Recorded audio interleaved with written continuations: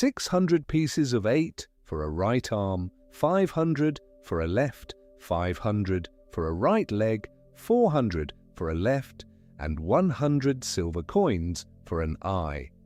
These are not numbers I have invented to unsettle you.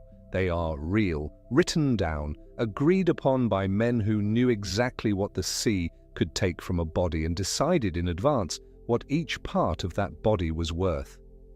Picture it for a moment, slowly, the way you might turn an old coin over in your fingers in the dark. A man stands on a beach. The sun is going down behind him. He has just put his name, or his mark, to a piece of paper. And somewhere on that paper, between the rules about candles and the rules about quarrels, there is a line that prices his own arm at 600 pieces of 8. He has read it, or had it read to him. He has agreed to it. And the strange, quiet truth of it is this: that line was a kindness. That line was something almost no working man of his century could expect from anyone, anywhere, on land or at sea. Welcome to Late Night Calm. Settle in. Let your shoulders come down from wherever they have been holding themselves all day. You do not have to follow every detail tonight. You do not have to remember any of it in the morning. This is a long, slow walk through a vanished world, and you are welcome to fall asleep at any point along the way. The story will keep going without you, gently, the way the tide keeps going, whether or not anyone is awake to watch it. Tonight, we are climbing a ladder. Not a real ladder, though there were plenty of those on the ships we are going to talk about. Rope ones that swayed 100 feet above the deck. The ladder we are climbing tonight is a ladder of rank. We are going to start at the very bottom with a frightened child carrying gunpowder through smoke, and we are going to climb rung by rung all the way up to the captain himself. And at every level, at every rung, I am going to tell you the same thing in a different way. I'm going to tell you what your life would actually have been like standing right there in that exact place in the crew. The real work, the real danger, and the real stake you held in everything the ship took. Before we begin the climb, though, I want to plant something in your mind, the way you might press a seed into soft earth and then leave it alone to do its slow work while you sleep. Here is the seed. Everything you think you know about pirates is, in one crucial way, almost exactly backwards. You have been told your whole life that a pirate ship was a floating nightmare, a place of chaos and cruelty, ruled by a tyrant in a long coat who hanged men from the yardarm on a whim and made his prisoners walk the plank for sport. You have been told that these were the lawless men, the outlaws, the ones who had thrown away all the rules that hold a society together, and meanwhile, sailing after them across the same grey water, you imagine the Royal Navy. Order, discipline, the king's law. The good men hunting the bad, and the truth, the genuinely surprising truth that we are going to unfold together tonight over many hours, is that it was very nearly the other way around. The so-called lawless men lived under more law than the sailors hunting them. They lived under more consent, more fairness, more written rule than almost any working man of their age. The pirate ship, by the standards of its own century, was one of the most orderly, most democratic, most carefully governed places a poor man could ever hope to stand. The Navy ran on the lash and the press gang and wages that were stolen as often as they were paid. The pirates ran on something else entirely. They ran on a written agreement signed by every man aboard that gave even the lowest hand a vote, a share, and a voice. The criminals, it turns out, had a constitution. The honest men did not. That is the thread we are going to follow all the way to the end. So let it sit there in the back of your mind as we climb. The lawless lived under more law. Hold that.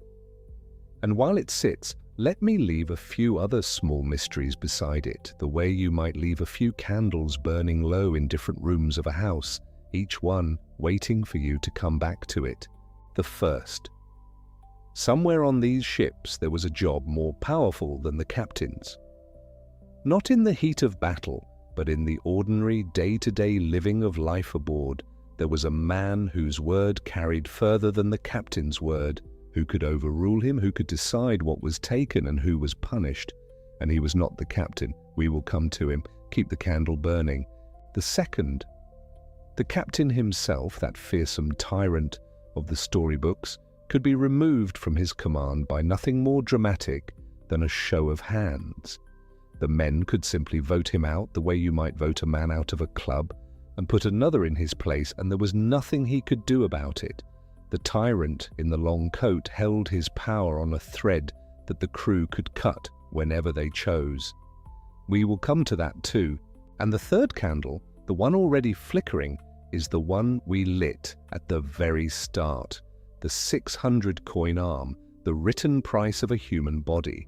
We will return to it, and when we do, you will understand that it was not a horror, but a promise, one of the most humane promises of a deeply inhumane age. So, 3 candles and 1 seed.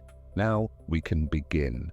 Before we step aboard, let me set the scene in time because it matters, and because the saying of it slowly is itself a kind of settling. There have been sea robbers for as long as there have been ships worth robbing, but the world we are entering tonight, the world of the elected captain and the written articles and the priced-out arm, belongs to a very particular and very brief window of history. Historians call it the Golden Age of Piracy. Its great peak, the one we mostly mean when we say the word pirate, the one that gave us nearly all the famous names, ran for only about 10 years, roughly 1716 to 1726. A single decade, less than the span of a childhood. It rose, it burned very brightly across the Atlantic and the Caribbean, and then the navies of the world fell upon it and crushed it, with gallows and with pardons, and it was gone almost as quickly as it had come. 10 years. Remember that because the shortness of it is part of the sadness of it, and we will come back to that too, much later, when the night is deeper. Now, the ship. Let me put you on her deck. It is a wooden world, this ship, and it is alive in a way that nothing on land is alive. She moves constantly under your feet, a long, slow-breathing roll, up and over, so that after a few days your body forgets how to stand still on solid ground. She creaks, she groans, the timbers work against each other with every swell, a sound like an old house settling. Only it never stops, all day and all night, a wooden murmuring beneath everything. The rigging hums. The wind finds the ropes and plays them like strings. There is the smell of tar, which is everywhere, soaked into the wood and the ropes and the men. There is the smell of the sea, salt and weed and something cold underneath. And there is the smell of the men themselves, dozens of them, scores of them, more men than the ship was ever built to hold, packed into a space smaller than you would believe. That is where we begin, at the very bottom of the ladder, with the smallest person aboard. The ship's boy. If you had been born poor in those years, in a port town along the English coast or the American colonies, and if the sea had taken you young, as it took so many, then this is most likely where your life as a sailor would have begun. As a boy, a ship's boy, sometimes called the cabin boy, the lowest hand on the vessel, the one everyone else could send running. How young? Younger than you are imagining. Boys of 12, 13, 14, 15, 16, these were ordinary across every kind of ship in that age, the King's Navy and the merchant traders and the pirates alike. The sea ran on the labor of children, and nobody at the time thought it strange, but on a pirate ship you could find them younger still. There are accounts of boys aboard who were only 8 or 9 years old. 8 years old. Think of a child you know who is 8. Think of how small they are, how their feet barely reach the floor from a chair, how they still want a hand to hold crossing a road. Now put that child on a heaving wooden deck, 100 miles from any land, among scores of armed and hardened men, and you begin to feel the weight of where we are starting. How did a child come to be there at all? 2 ways, mostly. Some of them were captives. When the pirates took a ship, a prize, they kept what they wanted from it, and sometimes what they wanted was a boy, taken from the crew of the captured vessel to serve on theirs. And some of them were apprentices, bound boys, children who had been pressed or indentured into the seafaring life by poverty, or by parents who had too many mouths to feed and saw the sea as one less. Either way, they had not chosen it the way a grown man might choose it. They had been handed to it. They arrived as the smallest and the most powerless of all. And the work they did was the unglamorous backbone of the whole floating world. Nothing heroic, nothing in the songs. The boy fetched and carried. The boy served the food and cleared it away. The boy cleaned endlessly, because a ship is never clean for long. The boy helped the cook in the hot, cramped dark near the galley fire, the most dangerous fire in the world, a fire lit aboard a vessel made entirely of wood and tar and gunpowder. The boy swabbed the decks on his hands and knees with salt water that cracked his skin. The boy tended the lanterns, trimming the wicks, keeping the small flames alive through the night, so that men could see to work and to walk without pitching over the side. All the small, unending labor that keeps any household running, only this household was made of timber and rope and floated on a deep, cold sea, and the boy was the one who kept it turning while everyone else did the work that had names worth remembering. But there was one job the boy did that did have a name, and it is a name you may have heard, and it is one of the most haunting in all of seafaring. In battle, when the great guns were run out and the cannons began to roar, the boy became a powder monkey. Let me explain what that meant slowly, because it is the kind of thing the storybooks rush past, and it deserves better than that. The cannon needed gunpowder, a great deal of it, charge after charge after charge, as fast as the gun crews could load and fire. But you could not keep all that gunpowder up on the open deck beside the guns, because a single spark, a single burning ember, a single splinter of red-hot iron would set it all alight and blow the whole ship to pieces in an instant. So the powder was kept down below, deep in the belly of the ship, in a special sealed room called the magazine, walled off and guarded against fire. And that meant somebody had to carry it. Somebody had to run again and again down into the dark belly of the ship to the magazine, take a charge of powder and carry it back up through the chaos, through the smoke, to the men working the guns, and then turn around and do it again and again for as long as the battle lasted. That somebody was the boy, the powder monkey. Small and quick and low to the deck, darting between the legs of the fighting men. Up from the dark with the powder cradled against his chest into a world gone mad. The thunder of the guns so loud it was less a sound than a blow to the whole body, a thing you felt in your teeth and your ribs. The deck slick underfoot. The smoke so thick you could barely see the man in front of you, a choking grey fog that stung the eyes and filled the throat, lit from within by the orange flashes of the cannon.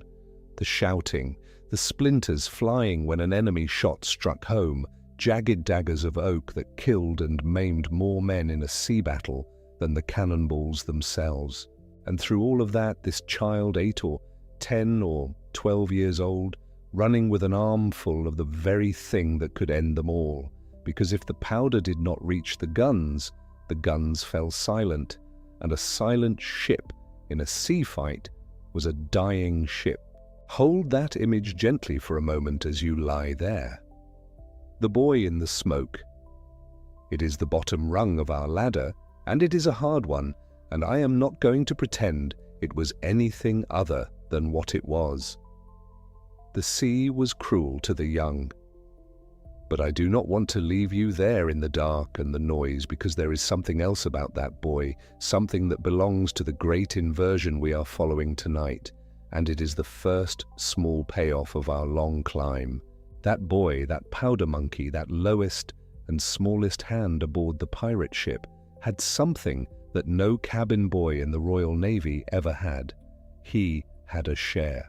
Let me explain what that means, because it is more remarkable than it sounds. On the pirate ship, nobody worked for wages, not really, but we will come to the full shape of the money later in its own good time. For now, understand only this. When the pirates took a prize, when they captured a ship and seized its cargo and its coin, the plunder was divided among the whole company according to a fixed agreement written down in advance. Every man got a portion, a share. And the boy, even the 8-year-old in the smoke, was written into that agreement. He did not get a full share, of course. His contribution was less, and everyone knew it, and the rules said so plainly. Commonly, the boy received a half share, sometimes only a quarter share.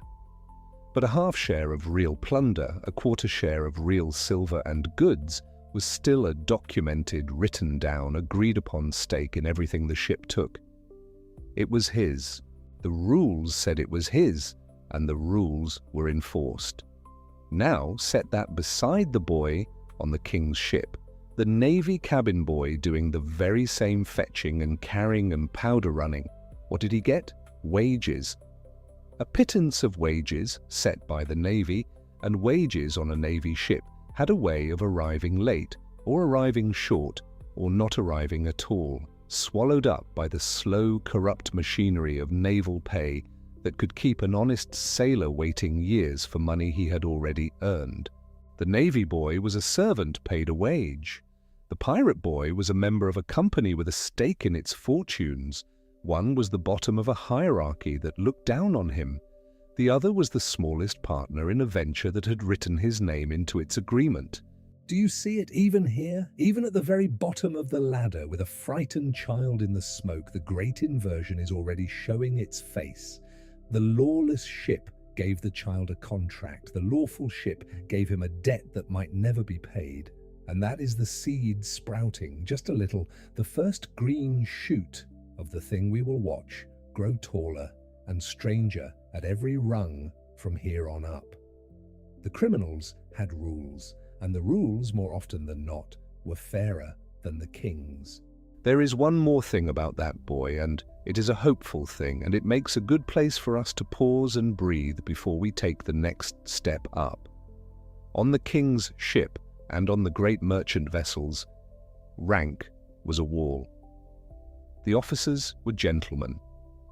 Their positions were, quite literally, bought and sold, purchased with money and family connection, a commission you paid for, a status you were born near, or you were not.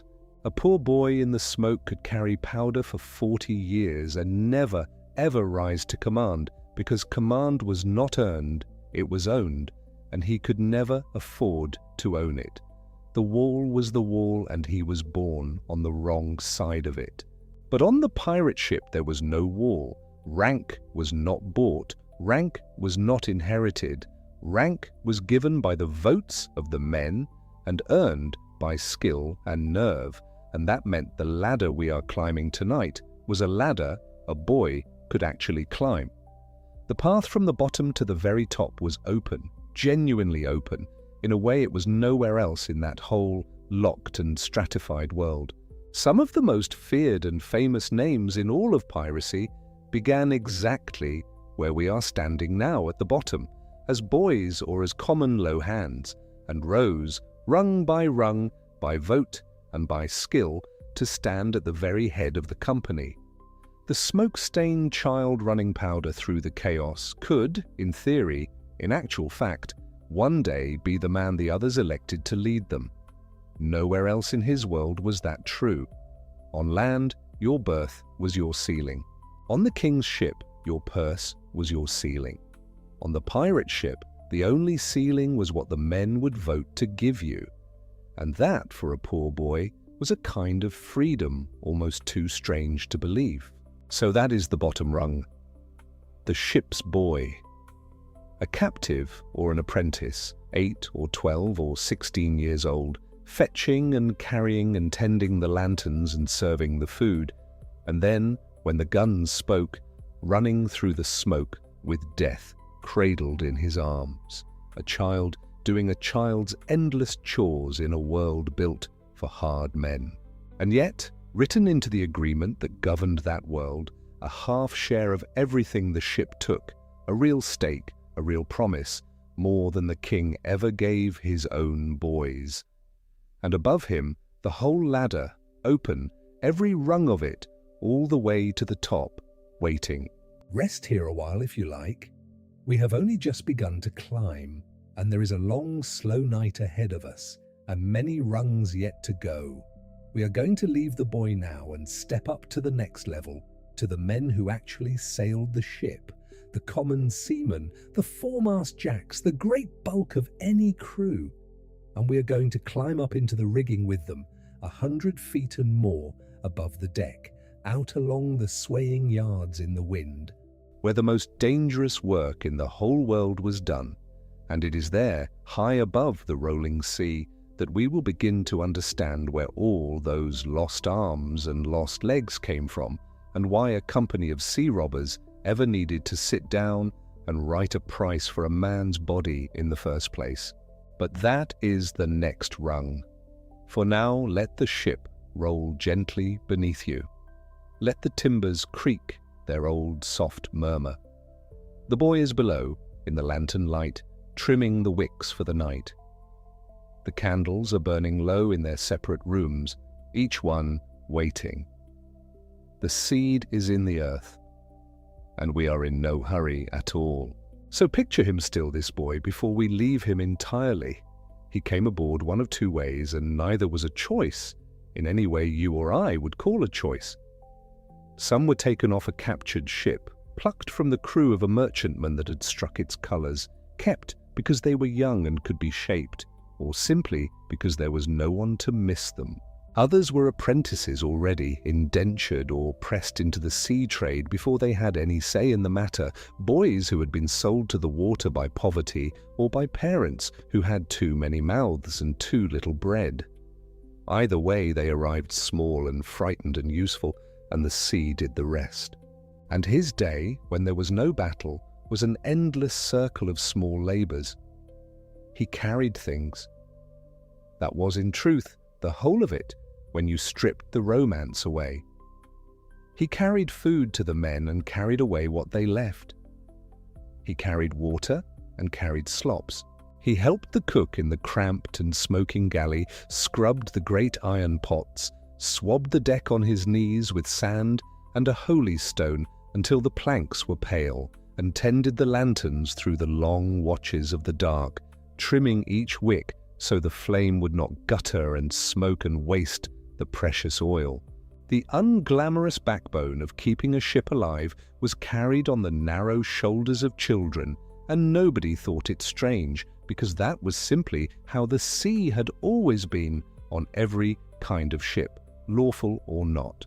But then there was the other work, the work that came only when the drums of trouble began to beat across the water.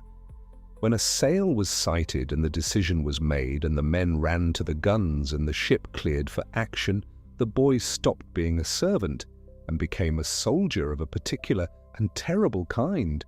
He became the powder monkey. That is the real and exact term, recorded and used, not a thing invented for stories.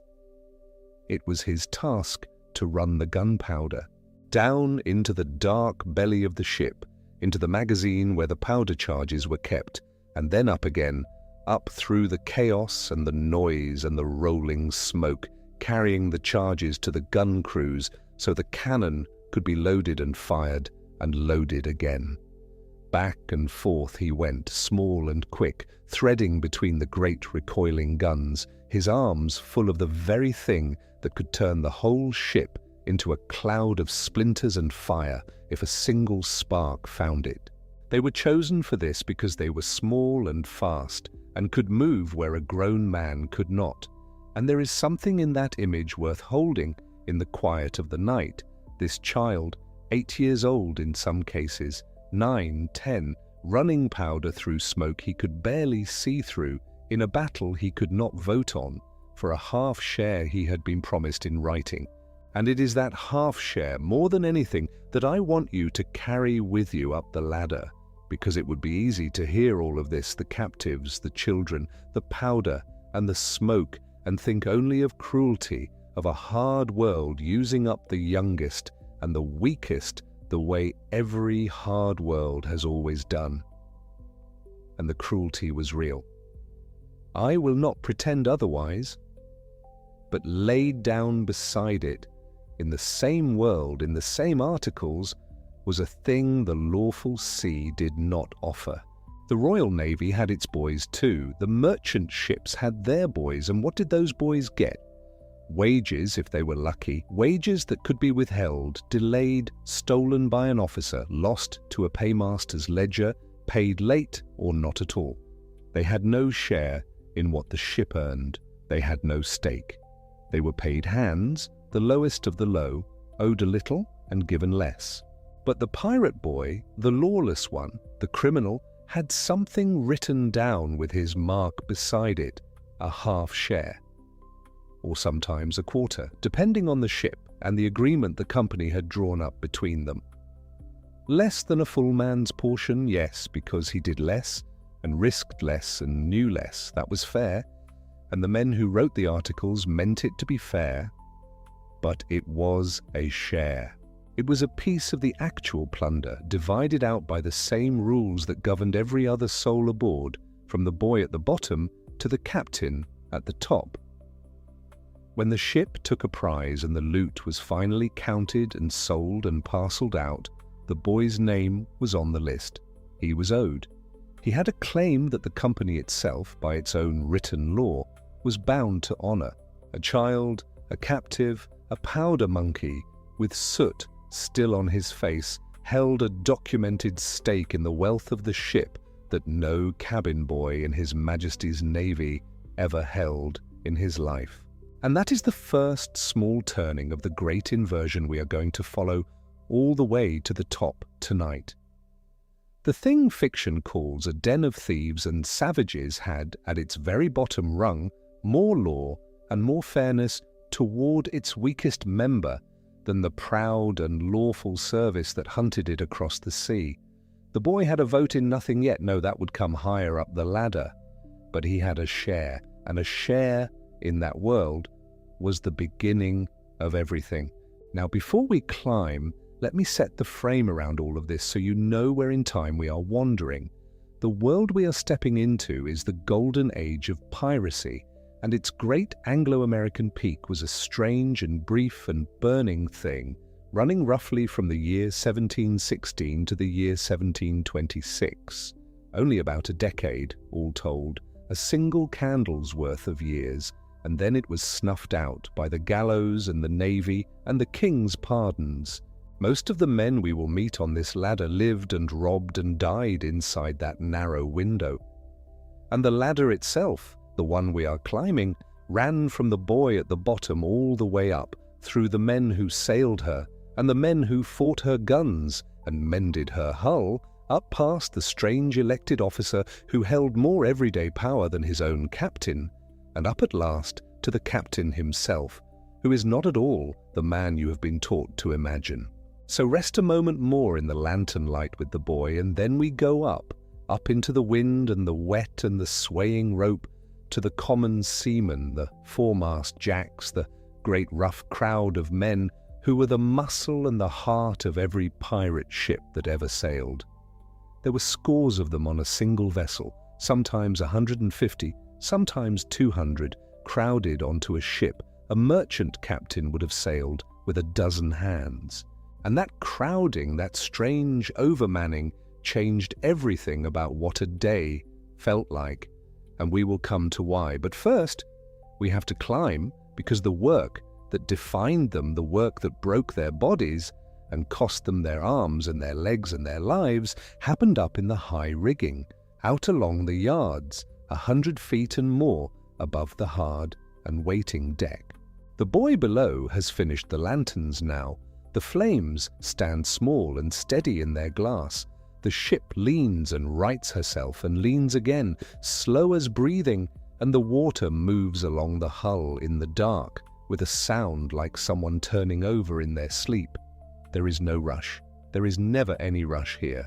We have a whole ladder to climb and a whole long night to climb it in, rung by rung, level by level, and you may close your eyes at any rung you please and let the rest of the climb go on without you. But if you are still with me, still drifting up through the dark toward the rigging and the men who worked it, then settle yourself now and breathe slow and let the timbers murmur their old soft murmur beneath you. The boy is safe below. The price of an arm is still waiting to be told, and there is nothing left to do now but be calm and climb a little higher into the quiet. And so we climb. A common seaman on a pirate ship was called a foremast jack, and the name told you exactly where he stood in the order of things, before the mast. That phrase, before the mast, meant more than a position on a deck. It was a whole social world compressed into 3 words. The captain and his officers berthed aft, toward the stern, in the quieter and drier part of the ship. The common men berthed forward, crowded into the bow where the motion was sharpest, and the smell was worst, and the noise of the water against the hull was loudest at night, before the mast. Everything you needed to know about a man's rank, his share of power, and his share of comfort was contained in whether he slept ahead of the mast or behind it. And yet, on a pirate ship, that old dividing line carried less weight than it did anywhere else on the ocean. The foremast jack on a merchant vessel was close to property. He was hired for a voyage at a fixed wage which the owner might simply withhold when it suited him, and the courts were distant and expensive and not especially interested in the grievances of poor sailors. He could be pressed into naval service without warning, yanked off a merchant ship by a naval press gang, and carried aboard a king's vessel with no more ceremony than a dog dragged off the street. In the Royal Navy, he could be flogged on the word of any officer for any infraction that struck that officer's mood as sufficient. He ate salt meat that had been in a barrel long enough to have lost any resemblance to the animal it came from. He worked punishing hours in all weather under commanders who had bought their commissions and owed him nothing but their own convenience. This is the world the foremast jack came from, and this is the world a great many of them eventually left by slipping away in a foreign port, or rising in a mutiny, or simply signing their name on a piece of paper that someone passed around below decks, a piece of paper that began their new life entirely. Going on the account, they called it. Or the sweet trade. There was a whole language for the turning, and the language was casual and knowing, the way people speak about things they have thought through at length and decided on quietly. The work of a common seaman, whatever ship he was on, was the sailing of the ship. And the sailing of a ship in the early 18th century was a continuous grinding physical labor that most people today have no frame of reference for whatsoever. There were no engines, there were no mechanical winches. Everything that needed to move, and on a sailing vessel, everything needed to move constantly, was moved by the strength of men's arms and backs and legs, by the tension in their hands and the weight of their bodies hauling on ropes as thick as their wrists. The capstan was one of their instruments. It stood on deck like a broad wooden drum, set upright, and the men walked in slow circles around it, pushing against the long wooden bars that projected from its sides, their feet finding purchase on the wet planking, their shoulders bent forward, their breath coming in short, hard bursts.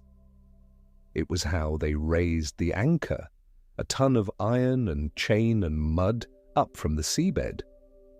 It was slow work. It was communal work. and it was the kind of work that reminded you that a sailing ship was, at its core, a machine powered entirely by human bodies in organized exertion. There was steering, there were watches, 4 hours on and 4 hours off through the day and the night in the standard rotation, so that you were never fully asleep and never fully rested, your body learning over months to live in that strange, broken rhythm. There was the sounding of depth in shallow water, a man at the bow heaving a lead weight on a long marked line down into the dark and calling the numbers back across the deck. There was the constant trimming of the sails as the wind shifted, a subtle, perpetual adjustment, a tightening here and an easing there that required the men to know by feel and instinct and long experience what the canvas was asking for at any given moment. And then there was the rigging. The rigging was everything that held the masts up and the sails out, and it was the most dangerous place on the ship. On a large vessel, the mainmast might reach 100 feet above the deck or more, which is roughly the height of a 10-story building, and the men who worked it did not have harnesses or safety lines or any of the equipment that we would now consider a minimum concession to the fact that they were human beings rather than cats. They had their hands and their feet and the ratlines, the rope ladders that went up the shrouds on either side of the mast, and their own cultivated fearlessness, or whatever had grown up in the space where fear used to live. When the order came to furl a sail in a building storm, the men went up. They went up when the ship was pitching and rolling in heavy weather, when the ratlines were slicked with spray and the wind was trying to peel them from the rigging. And they went out along the yards, the long horizontal spars from which the sails hung, edging out hand over hand with nothing below them but 100 feet of air, and then the deck or the sea, depending on the angle of the ship at that particular moment. To furl a sail, you gathered the enormous heavy wet canvas up against the yard with your arms and your chest fighting its resistance while your feet balanced on a foot rope, a single rope hanging below the yard, and the whole world moved underneath you in ways that had nothing to do with anything you could control. Men fell. They fell from the yards to the deck, and some of them died there, and some of them did not die cleanly and had to be carried below. They fell from the ratlines. They fell overboard in the dark on the night watch when a lurch caught them wrong, and they were lost before anyone knew they were gone.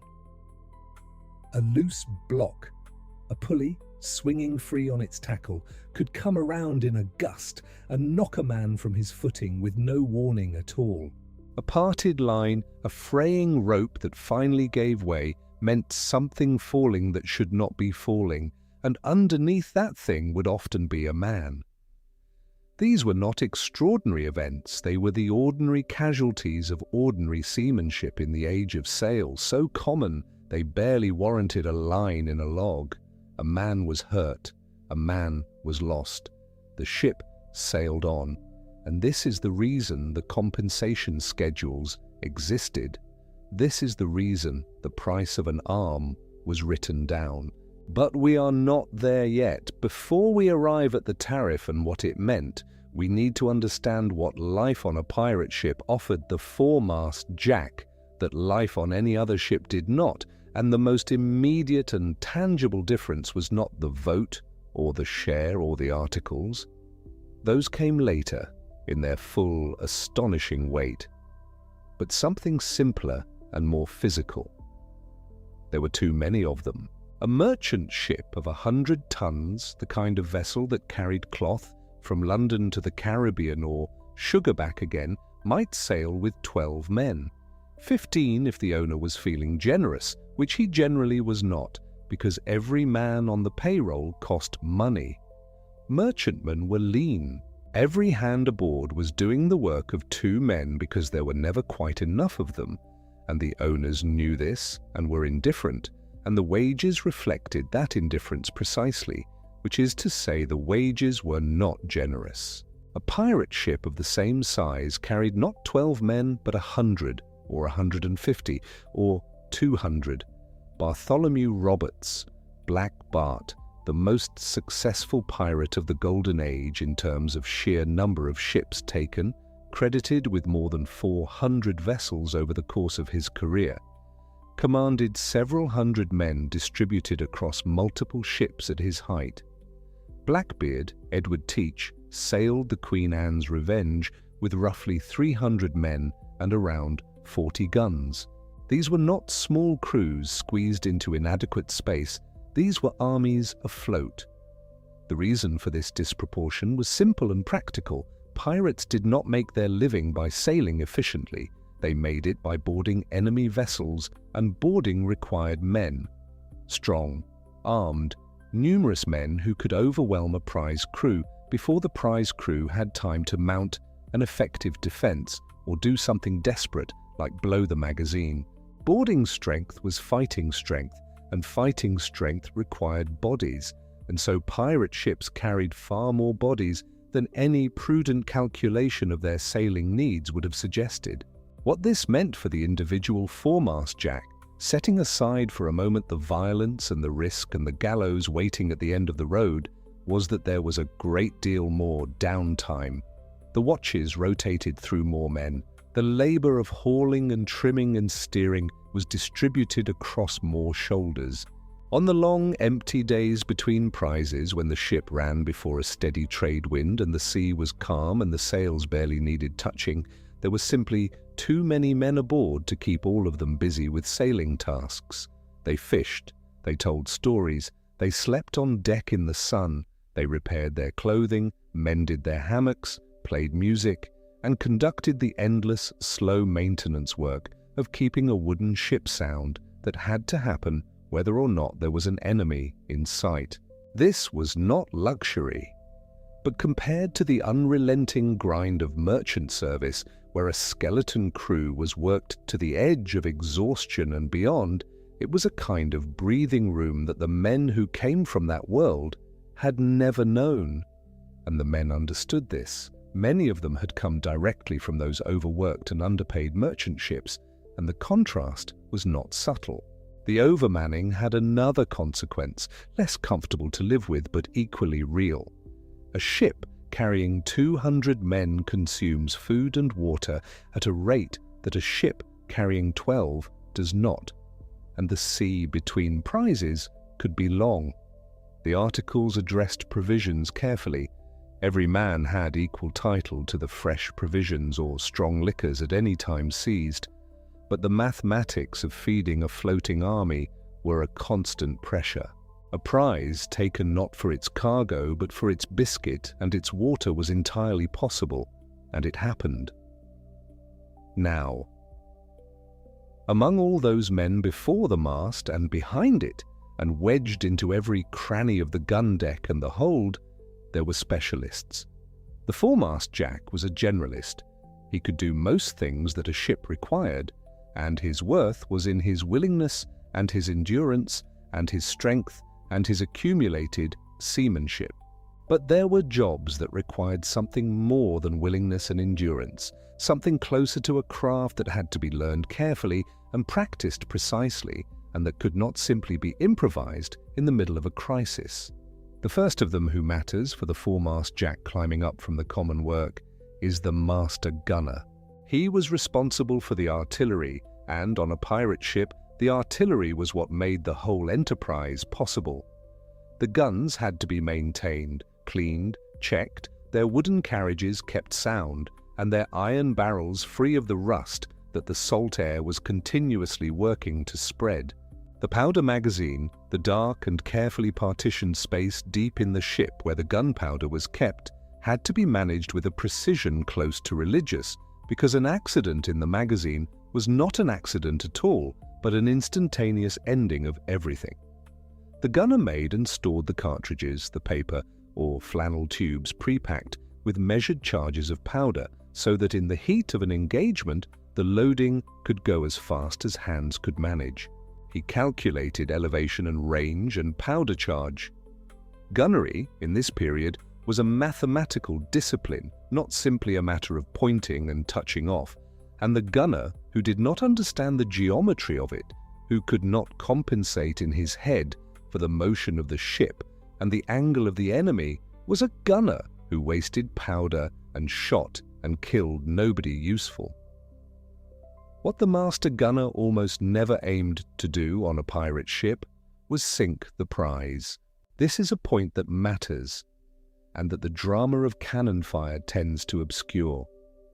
A sunken ship cannot be boarded, its cargo cannot be transferred, its crew cannot be questioned about where the money is kept, or what port they came from, or what ships they passed on the way. A sunk ship is an expense, not an income, and pirates were above all else businessmen of a particular and dangerous kind. The cannon existed to frighten, to disable, and to demonstrate capability, not to destroy the very thing that represented the income of the voyage.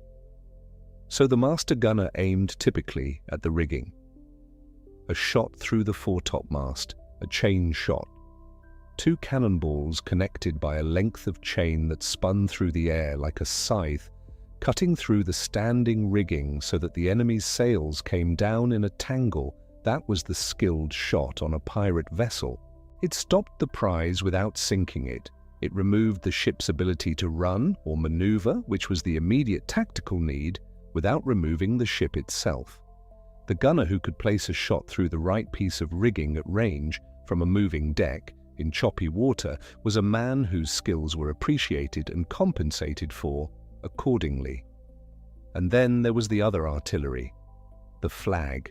The black flags, in what came to be known as the Jolly Roger, though the flags themselves varied widely between ships and crews, was a weapon as real as any cannon, and in many ways more efficient. It was psychological artillery, and it worked precisely because of what it promised and what it threatened. A ship running up the black flag as it bore down on a prize was making an offer that the prize captain had to evaluate immediately under pressure, with every man aboard him watching. Surrender now, and you will be treated well, your cargo taken, perhaps some of your crew pressed into service, but no unnecessary violence, no deaths that did not have to happen. Refuse, and the red flag went up. The red flag meant no quarter given. It meant that the pirates, if they reached the prize by boarding and overcame her resistance, were not obliged to show mercy. It meant that the calculus of surrender had changed entirely, and that the blood spent in taking the ship would be answered for by the prize crew in kind. This was not always carried through. The economics of a bloody fight that left the prize crew dead also left the pirates short-handed and possibly wounded. But the threat was credible enough to work on most captains most of the time. Blackbeard understood this dynamic with a showman's precision. His methods of cultivating a terrifying reputation were theatrical and deliberate. Slow-burning fuses, the kind used for touch holes, tucked under the brim of his hat, so that the smoke wreathed his face and made him look, in the grey light of an engagement, like something that had stepped out of a place no captain wanted to think too carefully about at close range. The image was constructed. The theatre was the weapon. A ship that surrendered to Blackbeard without a fight meant that Blackbeard's men had no casualties, the cargo was intact, and no one had to do anything genuinely dangerous that day. The theatre paid for itself over and over. Below decks during all of this, and below the master gunner in the immediate drama of a fight, though perhaps not in the final weight of what a ship depended on, was the carpenter. If the gunner was the man who made the ship dangerous, the carpenter was the man who kept it alive. A wood ship was in a continuous, slow negotiation with the sea about whether it intended to sink or not, and the carpenter was the principal negotiator on the crew's behalf. He knew the hull as no other man did, where the caulking was beginning to work loose, where the wood was showing the first soft spots that meant rot was starting, which ribs and planks bore the most strain in heavy weather and would need attention before they announced their failure in the worst possible way. He maintained the masts and spars, checked the blocks and tackles, oversaw the careening, the periodic necessity of beaching the ship or heeling her hard over to expose her bottom, then scraping away the accumulated fouling of weed and barnacle and the small boring worms called teredo that worked through tropical timber like slow fire and caulking the seams and replacing whatever was beyond repair. Careening was hard, vulnerable work. The ship on her side in a sheltered lagoon or cove was not a fighting vessel. She was a job site, and the window of time when she could neither fight nor run was a window of real danger, which is why pirates chose their careening beaches carefully and set lookouts, and why the carpenter's efficiency in getting the hull back to soundness was a matter of everyone's survival. In battle, he had a specific and alarming responsibility. When a cannonball punched through the hull below the waterline, and sometimes they did, despite the gunner's best intentions, whether from the prize's own guns or from a passing naval vessel, the carpenter and his mates had to get below and plug the hole with what was available. Oakum, lead sheets, wooden plugs, whatever combination of material could be jammed into the ragged aperture fast enough to slow the flooding while the pumps dealt with what had already come in.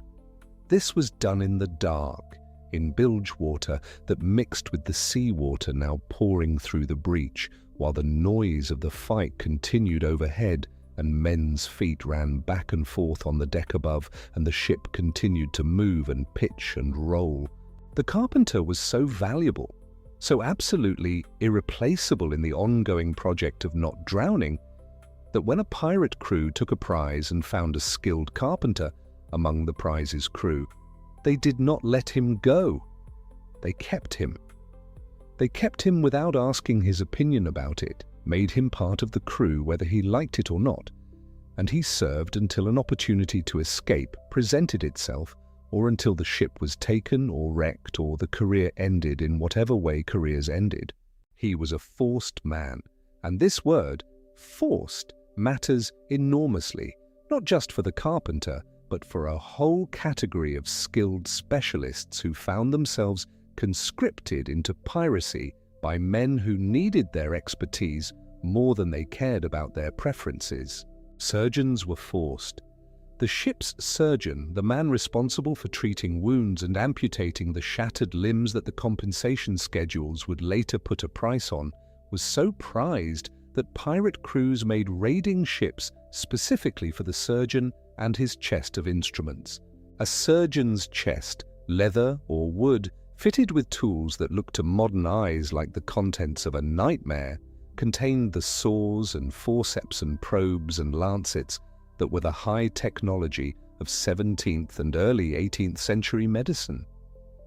A pirate crew without a surgeon was a crew that would watch its wounded men die of infection or blood loss on the gun deck, when a man who knew what he was doing might have saved them, or at least lengthened their time considerably. Where no trained surgeon was available, the carpenter sometimes did the amputating.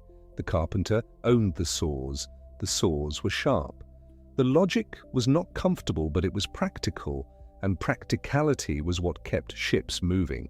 Coopers, the men who made and maintained barrels, those essential containers in which everything from water to biscuit to salt meat to gunpowder was stored, were forced when taken. Sailmakers who could cut and sew the vast panels of canvas that propelled the ship and whose repairs were essential after every engagement were forced.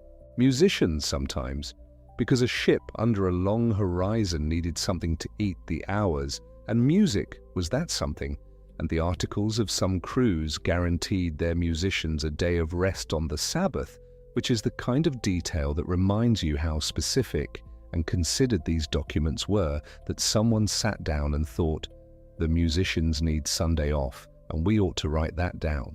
The legal significance of being a forced man was considerable, and the men who were forced understood it in a practical way.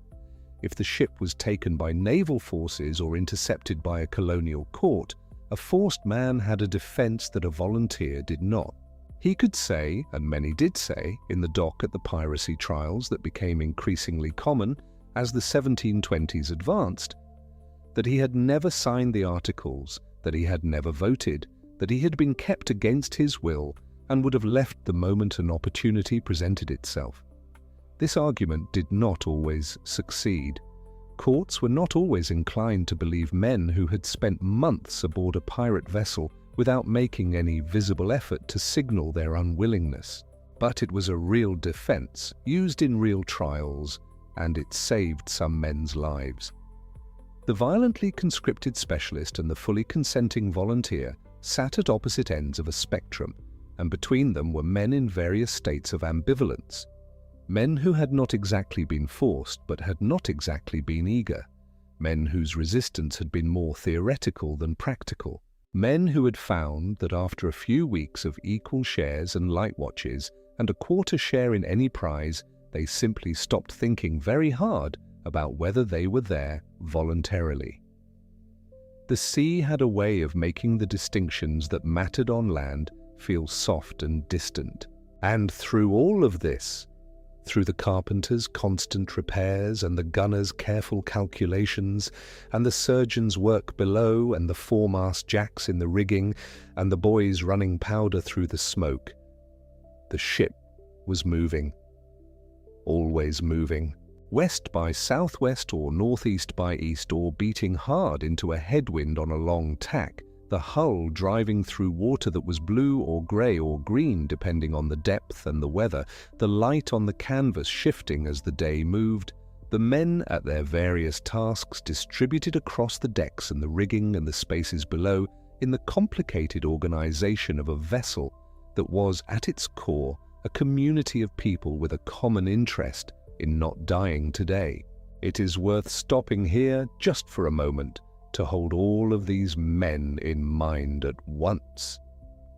The boy below with his lanterns and his powder, the foremast jacks on the ratlines climbing toward the yard in weather that does not care whether they fall, the gunner with his calculations and his flags and his understanding of what fear is worth as a weapon, the carpenter on his knees in the bilgewater pressing oakum into a hole with bleeding hands while the water comes in faster than he would like, the surgeon with his chest of instruments and his uncertain status as a man who did not entirely choose to be here, the boatswain moving across the deck, calling orders, managing the complex daily work of keeping a ship in order, the sailing master, often a man of some education and navigational skill, who had also been taken from a prize and kept, bent over his charts in a small pool of candlelight, calculating the position as best the available instruments allowed, all of them before the mast, technically, or in their specialist roles that sat outside the simple social geography of the ship. All of them working, all of them in the language of the period, on the account. And none of them, not yet, the most powerful man aboard. That man was not the captain. We will come to the captain. We will dismantle, piece by piece and quite gently, the image that the years have built around him. The tyrant in the long coat, the man with absolute authority, the lord of a floating kingdom answerable to no one. We will come to that image and we will show you exactly where it is wrong and exactly how wrong it is, which is wronger than most people who have spent time thinking about pirates would guess. But before the captain, there is someone else. Someone whose job on any other ship in the world meant something relatively modest, a rank among ranks, a practical function, a middle position in the ordinary hierarchy of maritime employment. On a merchant vessel, he managed provisions, kept accounts, supervised the loading and the cargo, respectable work, administrative work. On a pirate ship, he was something else entirely. The night is long. The ship is moving slowly the way this story moves slowly, because there is no rush and there is no deadline, and the water goes on for a very long way in every direction. Somewhere in the rigging a man is working loose a line that has fouled around a cleat, patient and unhurried, his fingers finding the problem by feel in the dark. Below, in the carpenter's spaces, the smell of pitch and sawdust and salt. Below that, the bilge, which always smells the way bilges smell, which is to say, it smells like the inside of something old and wet and very much alive. The ship is a world. It contains all the things a world contains, its hierarchies and its tenderness and its violence and its humor and its grinding daily labor and its occasional moments of real and startling beauty, a dawn coming up over a flat sea, the color of pewter, a flying fish catching the early light as it skips across the surface and disappears. The men who lived inside this world were not romantic figures, most of them. They were working men of the roughest kind, men who had come to the sea young or been carried to it by circumstance, and who had found in the particular democracy of the pirate ship something they had not found anywhere else in the world that was on offer to them: a vote, a share, a written accounting of what the ship owed them if the rigging took their arm. These were not small things, not in the early 18th century, not for men who had come from a world where a naval officer could flog you for looking at him sideways, and the law would not hear your complaint, and your wages might never come, and when you grew old and broken from the service, there was no pension and no provision and nothing waiting but the parish. The foremast jacks understood this. The specialists understood it. The powder monkey, running his charges through the smoke with his small hands and his hard knowledge of the space between the gun crews and the magazine, understood it in the way that children understand things. Not through argument or theory, but through the daily texture of how things actually were. And the next man on the ladder understood it better than any of them. He had been elected by the same men who signed the same articles. He carried the same authority those articles gave him, which was more authority in the daily running of the ship and the daily lives of the men than the man who stood at the top of the ladder and held the title and wore, in the public imagination, the long coat and the fearsome reputation. The quartermaster. His was the power that most people, even people who know something about pirates, have never quite understood. His was the role that makes the whole system comprehensible, because without him the democratic machinery of the pirate ship has no connecting rod, no point where the crew's will becomes executive action, no one to stand between the men below and the captain above and make the contract real. The ship is quiet now, or as quiet as a wooden ship ever gets, which is to say, it is full of small sounds, the creaking of the hull under its own weight, the murmur of water, the slow groan of something settling. But there is no voice, no order, no urgent footfall on the deck. Only the breathing of the sea and the breathing of the men inside this long story, and the slow, patient building of what comes next.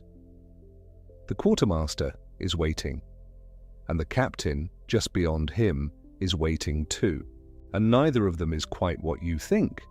The quartermaster's title sounds, to a modern ear, like a man in charge of storage.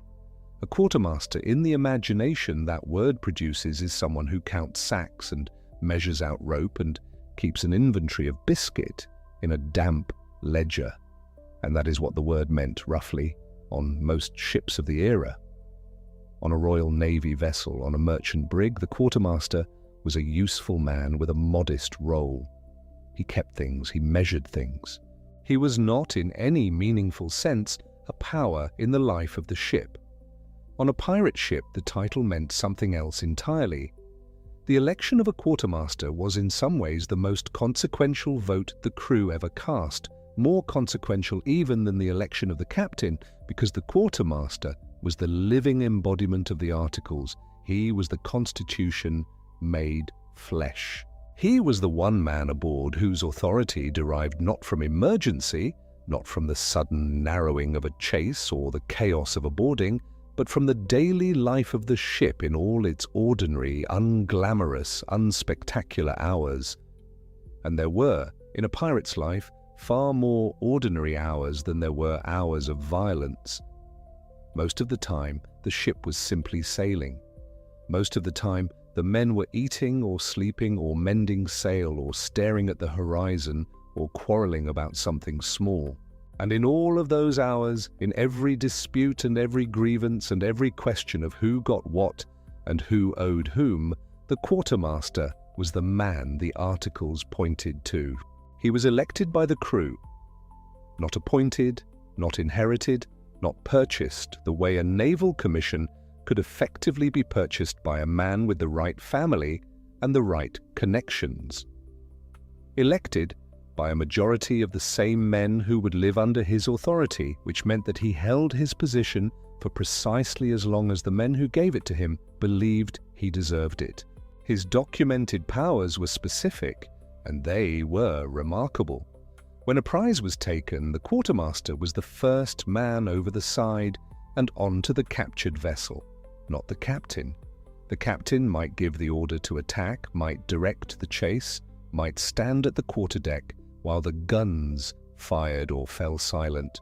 But when the fighting was done and the hatches were open, and the question became what was down there and how much of it was worth taking and what would be done with it, the man who went aboard first, who opened the holds and tallied the contents and decided what the company would claim, was the quartermaster. This was not a ceremonial distinction, it was a structural one. The crew had elected a man to stand between the plunder and the temptation to pocket it quietly between the prize and the captain, who might, if left to his own devices, make decisions about it that served his interests more than the common interest. The quartermaster's presence on the prize was the crew's hand on the scales. He was the auditor of the windfall, the guarantor that the articles, which promised each man his enumerated share, would be honoured in practice and not only on paper. He settled disputes. The articles of Bartholomew Roberts specify that quarrels among the men were not to be resolved by violence aboard ship. Every man's quarrels to be ended on shore at sword and pistol. On shore, under supervision, with a pistol in each hand and a signal to fire, and the quartermaster standing there as referee and witness. The duel was legal within the company's own rules. What was not legal was the knife fight in the hold, the ambush in the dark, the settling of scores in a space where a fire or a scream could kill everyone. The quartermaster was the agent of that distinction. He administered the code. He determined what punishment fit what infraction, and in many documented cases he was the only man aboard who could authorize a flogging of a crew member at all. That last detail is worth pausing over because it is where the contrast with the Royal Navy becomes its sharpest. On a king's ship, the captain had enormous latitude to flog. Naval regulations technically required a court-martial for more than a dozen lashes, but in practice captains flogged men at will and well beyond the limit, and the men had no recourse and no voice. The same officer who sentenced a man to be beaten could be the same man who conducted the beating and the same man who recorded the punishment in the log, and the same man who decided no further inquiry was needed. The power was, for practical purposes, total. On a pirate ship, the captain could not do this unilaterally. The quartermaster stood between the captain's anger and the crewman's back. The articles gave the captain no authority to inflict punishment at his own discretion. He had to operate within the written code. He had to, in effect, make his case. The crew's elected magistrate administered justice, and the justice, such as it was, had been agreed upon in advance by the men who would be subject to it. That is not a small thing. In the 18th century it was, in fact, an extraordinary thing, and the quartermaster often commanded the prize vessel when a captured ship was kept as a consort rather than plundered and sunk. Many quartermasters, once a taken ship was brought into the company's fleet, became its captain for as long as it sailed alongside. The path from quartermaster to captain was worn smooth by regular use. Many of the men who eventually led crews of their own had come up through the quartermaster's role, learning the accounting of plunder and the management of men's expectations, and the delicate daily maintenance of consent that kept a crew together. Because that was the deepest truth of the quartermaster's work. He was not merely a magistrate or an accountant or a boarding party commander, though he was all of those. He was the manager of consent. The pirate company ran on the willing cooperation of men who had signed articles and could, if their patience ran out, vote to change everything, including who led them and who stood beside the leader, keeping him honest. The quartermaster was the person who kept that consent from curdling into resentment.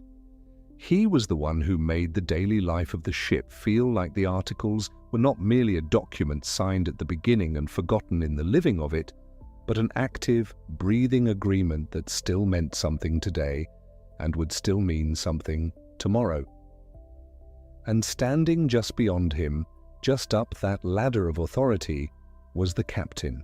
And here is where the long coat and the fearsome reputation and everything the popular imagination has ever produced about pirate command runs directly into the wall of the historical record.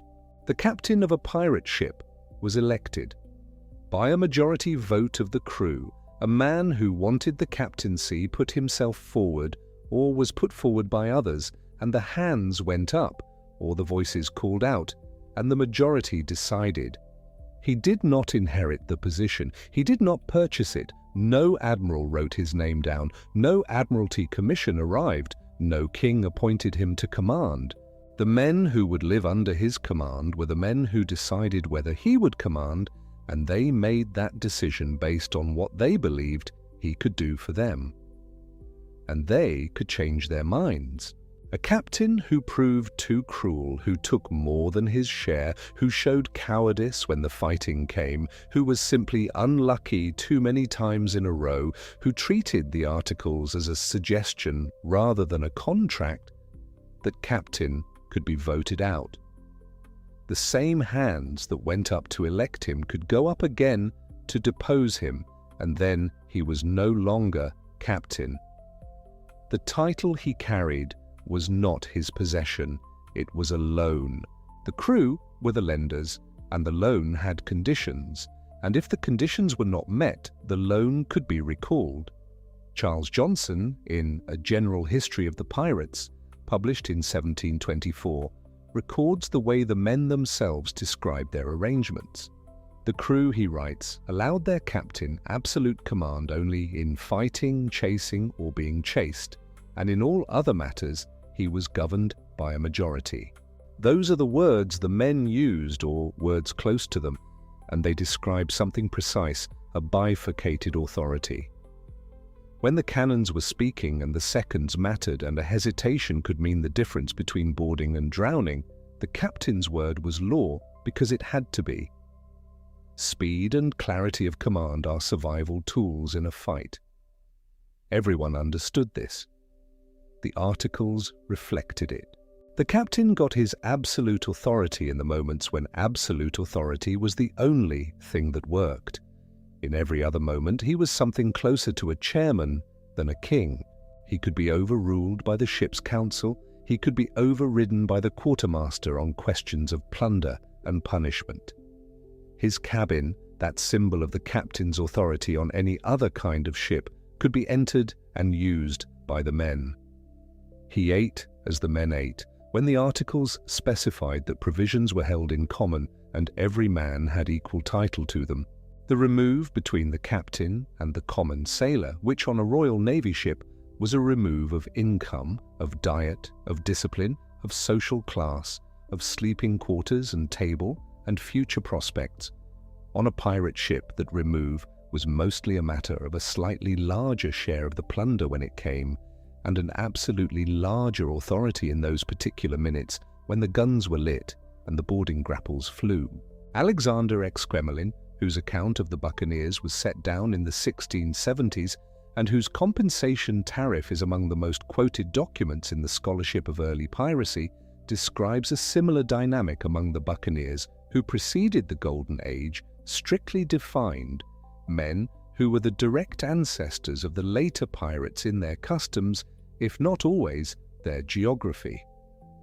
The captains of buccaneer companies held their authority by the confidence of their men. The articles governed. The council decided this was not a sudden invention of the 1716 to 1726 peak years. It was a tradition evolved over decades, settled into practice long enough that it had its own vocabulary and its own forms, and the captain who forgot this tradition, or who tried to ignore it, or who let the fiction of Royal Navy-style authority inflate his sense of what he was owed, that captain came to grief. Marooning was one form that grief could take. It was not, as the word sometimes implies, a vague and romantic punishment. It was specific. A man who was marooned was put ashore on a spit of land or a small island, sometimes barely above the waterline, with a pistol, a small quantity of shot, a small quantity of powder, and a small quantity of water. The pistol was understood by both parties to serve either as a means of self-defense or as a means of self-dispatch. The man who had been marooned was alive when he was left. Whether he remained so depended on the land, the weather, the water, and whatever remained of his will. It was a punishment that bore within it a faint theoretical possibility of survival and a very clear practical intimation of death, and it was administered by vote under the Articles, and could fall on a captain as surely as on a common man who had broken his oath to the company. The captain was not above the code, he was inside it as everyone was inside it. He had signed the same Articles. He had sworn the same oath on a Bible or on a skull or on crossed axes, depending on what the company had to hand at the moment of swearing.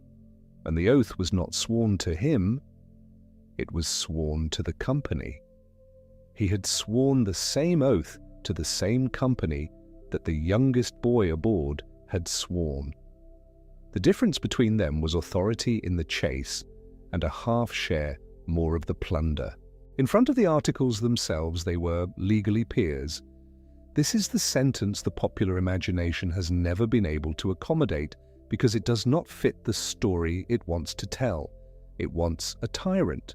It wants a man in a long coat with absolute power and a short temper, whose authority was the kind of authority that required no justification and permitted no appeal. That captain makes for a cleaner story. He also makes for a false one. The true captain of a pirate ship was a man whose authority was borrowed from the men beneath him and who knew it and who survived in his position for exactly as long as he was worth the lending. The written code that governed all of this, the captain's borrowed authority and the quartermaster's executive power and the boy's half share and the gunner's special rate and the carpenter's conscript status, was the Articles of Agreement. Before or upon the formation of the company, the crew drew them up. The process varied from ship to ship, from captain to quartermaster to the particular men involved, but the shape of it was consistent. The men gathered. The Articles were proposed and discussed. What was agreed upon was written down, and then every man in the company signed the document or made his mark on it if he could not write his name, and in many cases swore an oath over it. And the oath and the signature made him a full member of the company with a vote and a share and the protection of everything the Articles specified. Two complete sets of Articles survive in the historical record through Charles Johnson's General History. The Articles of Bartholomew Roberts, the man called Black Bart, who was by any reasonable accounting the most successful pirate of the Golden Age in the pure arithmetic of captures, 400 ships over roughly 3 years, and the Articles of John Phillips, written down in 1724, the same year Johnson published his account. These are not rumours or reconstructions. They are documents. They name specific provisions, specific punishments, specific sums, and they corroborate each other across the gap of different crews and different captains in ways that make clear these were not one eccentric captain's personal rules, but the common conventions of a practice that had developed its own grammar. Roberts's Articles begin with the vote. Every man has a vote in affairs of moment, it says, directly, without elaboration, because no elaboration was required. The men who signed it understood what a vote was. They had been living in a world where common sailors had no vote in anything. They had come from naval vessels and merchant ships where the only thing they got to decide was which direction to desert in if they could manage it. Here, on this ship, under these articles, every man had a vote. In affairs of moment, which is to say, in the things that mattered, where the ship would cruise, whether a particular target was worth attacking, how a particularly severe punishment would be administered, who would lead them. The articles continue. Equal title to the fresh provisions or strong liquors at any time seized. No separate table for the officers, no fresh meat hoarded aft, while the men forward ate biscuit alive with weevils, which is what the Royal Navy offered its common sailors while the captain dined. Here the provisions were common property, available to every man at pleasure. Every man to be called fairly in turn, by list, on board of prizes. No first-come grabs, no strong men taking more because they were strong, no captain's favourites going first. A list, a turn, fairness written into the procedure. And the consequence for cheating that procedure was marooning, or the slitting of ears and nose and being set ashore, which was a savage penalty, but it was a written penalty, known in advance, applied by the code and not by an officer's whim. No person to game at cards or dice for money. Roberts knew what gambling did to a crew, because he knew what money did to men when it came after long absence. The cards and the dice breed quarrels of the kind that end in someone dead below the waterline, with the gun crew stepping over the body in the dark. The prohibition was practical. It was not moralism. The articles were not moral documents in any elevated sense. They were operational documents designed to keep the company alive and functioning long enough to take more ships. The lights and candles to be put out at 8 o'clock at night. Fire was the thing that could end everything. Fire below decks in a wooden ship with a powder magazine was not a disaster that could be recovered from. 8 o'clock was the rule. After 8, if a man still wanted to drink, he went to the open deck, where his candle posed no threat to the ship's survival. The rule was about fire, the drinking was incidental. To keep their piece, pistols, and cutlass clean and fit for service. The weapon was not personal property in the way a man might think of something he owned. It was the company's asset, held by the man but maintained for the company's use. A fouled pistol in a boarding was a dead man. The articles demanded readiness. They were, in part, a maintenance schedule. No boy or woman to be allowed amongst them. If any man were found seducing any of the latter sex and carrying her to sea disguised, he was to suffer death. This is the articles at their most severe, and it reflects the practical concerns of a closed community of men living in very close quarters for very long stretches of time. The prohibition was absolute, and the penalty was absolute. And yet the record shows the gap between code and practice. Anne Bonny and Mary Read sailed with John Rackham, called Calico Jack, fought as men alongside men, and were captured in 1720. The articles said one thing, the world said something more complicated. Both facts are true, and neither cancels the other. To desert the ship or their quarters in battle was punished with death or marooning. The company needed every man in a fight. A man who broke and ran put every other man's life in additional peril. The penalty was designed not as cruelty but as a counterweight to the fear that would, without it, potentially empty the deck at the worst possible moment. No striking one another on board, but every man's quarrels to be ended on shore at sword and pistol. This is the article that makes the internal peace of the ship legible. Violence aboard the ship was forbidden. Quarrels were not forbidden. Men who lived together in the way pirate crews lived together, crowded into a wooden hull, short on sleep, long on risk, occasionally very short on food and water, occasionally very rich in rum. Those men are going to quarrel. The articles did not pretend otherwise. They channeled the quarrel, shore, sword, pistol. The quartermaster watching, fair witnesses, and then it was done.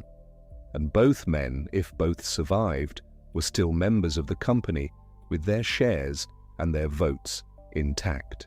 And the articles said one more thing about breaking up and going separate ways. No man to talk of breaking up their way of living till each had shared £1,000. £1,000 in the early 18th century was a substantial fortune for a working man. It was not infinite wealth, it was specific. It was the number the articles wrote down, and alongside it, if in order to this any man should lose a limb or become a cripple in their service, he was to have $800 out of the public stock, and for lesser hurts proportionably. $800 paid before the plunder was divided, out of the public stock, before anyone else touched the pile, and the musicians at the far end of the list of provisions to have rest on the Sabbath day, but the other 6 days and nights none, without special favour. The musicians were among the forced men kept aboard for their skills, made to play, to signal, to rally, to cover sounds the enemy might otherwise hear. 6 days and nights of labour, with 1 day of rest written into the code. Even for the forced men, even for the ones who had signed no articles. The articles reached in their way even to those who had not chosen to be there. John Phillips's articles from 1724 corroborate the shape of all of this.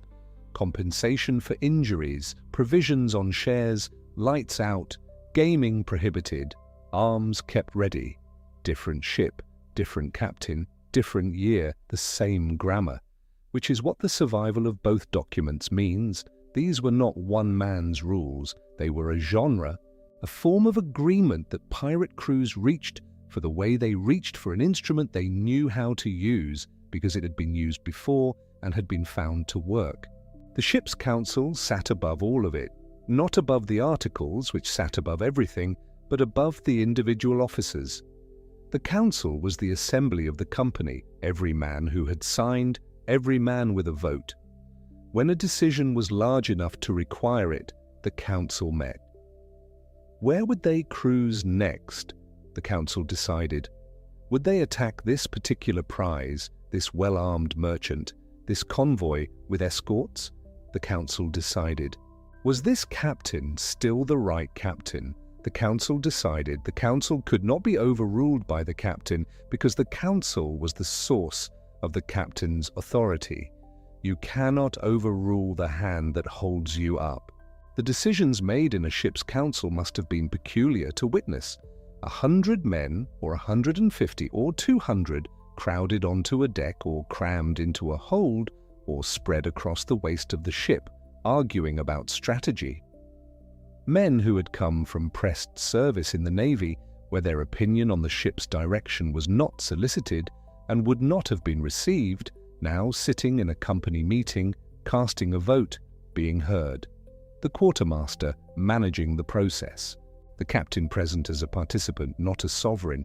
This is the world the articles built, a world where the ship's direction was within the considerable limits of wind and sea, and the presence of the enemy a matter of collective decision.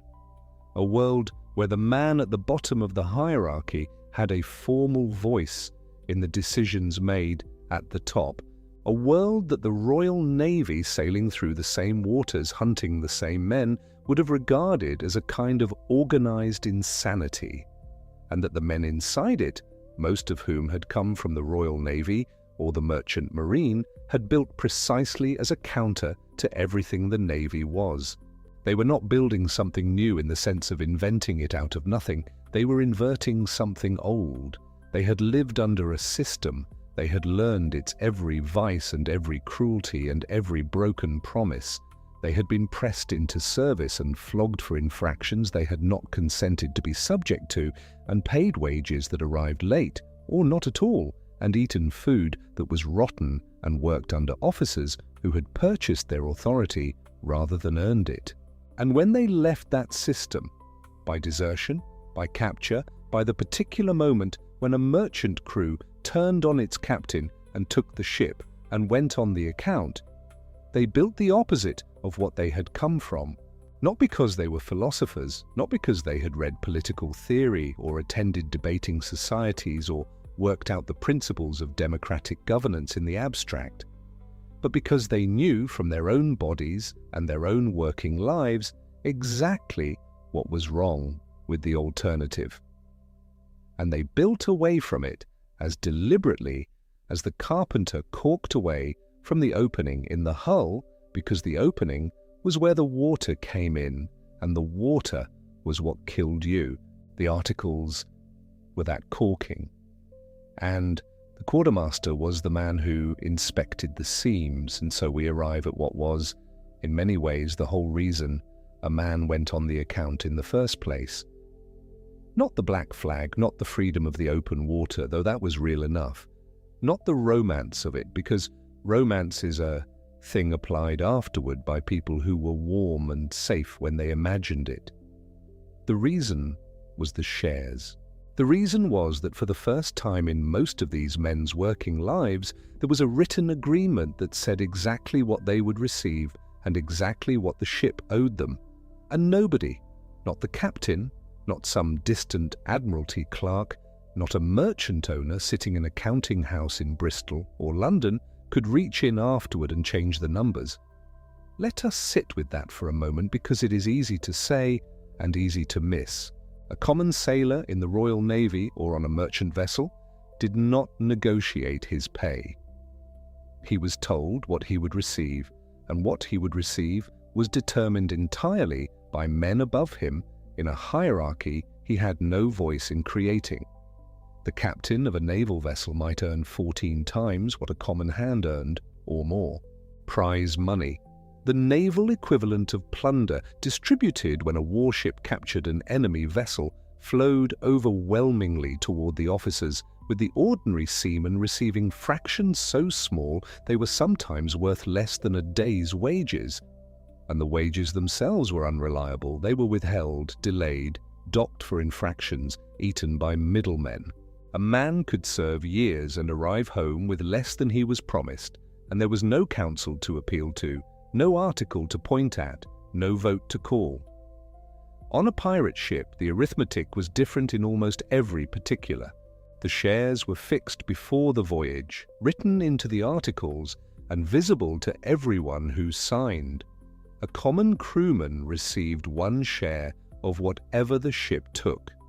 A full share, not a fraction, not a token. 1. The captain received 1.5 to 2 shares. The range depending on the articles of that particular crew, because each crew wrote its own. And this premium existed because the captain was elected to a dangerous role that required skill and nerve, and the crew had decided that additional compensation was warranted. But notice the scale of that premium, 1.5 to 2 against the ordinary sailor's 1. The quartermaster, the crew's magistrate and voice, received roughly 1.5 shares, reflecting his authority and the burden of his office. The specialists, the master gunner, the boatswain, the carpenter, the surgeon, the sailing master, received approximately 1.25 shares each, which was the crew's formal acknowledgement that their skills were harder to replace, and that the ship depended on them in ways it did not depend on a man who only hauled rope, though it depended on those men too. Boys and new hands received a half share, which was still a documented stake, still a claim on the plunder, still something the Navy would never have written into a contract for a cabin boy. Now hold those numbers next to the naval ratio of 14 to 1 or more. The pirate captain at 1.5 to 2 times a common sailor's share lived almost exactly as his men did. He ate from the same provisions, he slept aboard the same vessel, and when the plunder was divided he received a portion that was meaningfully larger than a deckhand's, but not so large as to make them strangers to one another. This was not accidental, it was contractual. The articles made it so because the men who wrote and signed the articles had lived under the other system and found it intolerable. The flatness of the pirate share scale was a policy decision. It was the crew saying collectively and in writing that no man among us is worth 14 of any other man among us, and there were no wages at all. This is the part that sounds like a disadvantage until you understand what it meant. No prey, no pay, that was the term, and it was the whole economic logic of the ship in 4 words. A pirate did not receive a weekly or monthly wage regardless of outcome, the way a naval sailor theoretically did, though in practice those wages were withheld and delayed until they became a kind of fiction. On a pirate ship there was nothing to withhold because nothing was owed until something was taken. Income came entirely from captures, and it was divided after the common fund had been settled. The common fund was the ship's operating account, the cost of maintaining the vessel, restocking the surgeon's chest, replacing the carpenter's tools, keeping powder dry and canvas whole. This came off the top before any individual share was counted, and then what remained was divided by the formula written in the articles among the men who had signed them. Every man from the ship's boy with his half share to the captain with his 2 was therefore a stakeholder in the enterprise in the most direct and literal sense imaginable. There were no passive shareholders, no distant investors clipping dividends. The men who received the shares were the men who had worked the ship and risked their lives and spent their months at sea. The profit sharing was total and immediate and personal in a way that the Royal Navy's prize system was designed, whether by intention or accumulated institutional habit, to prevent from ever becoming. But now we come to the part of the articles that is, by any measure, the most remarkable provision of all. And it was not the equal shares as striking as those were, it was the compensation schedule. Before any share was counted, before any man received his portion of whatever the ship had taken, the articles required that injured men be paid, not as charity, not as a gift from the captain's discretion, as a right written into the founding document of the crew with exact figures assigned to each possible loss. Alexander Exquemelin, the Buccaneer surgeon whose account of the Caribbean Buccaneers was published in 1678 and remains one of the foundational sources for this period, recorded the tariff as it stood in the Buccaneer era. A right arm, lost in service, the arm that worked the capstan, hauled the sheet, loaded the gun, held the cutlass, was valued at 600 pieces of 8. The left arm, somewhat less disabling to a mostly right-handed world, was 500 pieces of 8.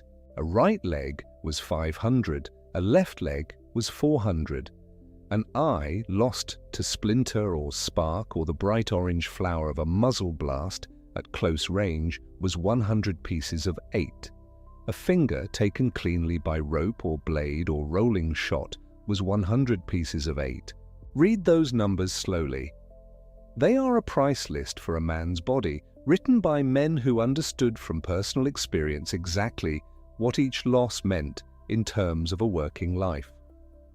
The right arm was worth more than the left because most men were right-handed, and the loss of the right arm was the more disabling loss, the one that unmade a working man most thoroughly.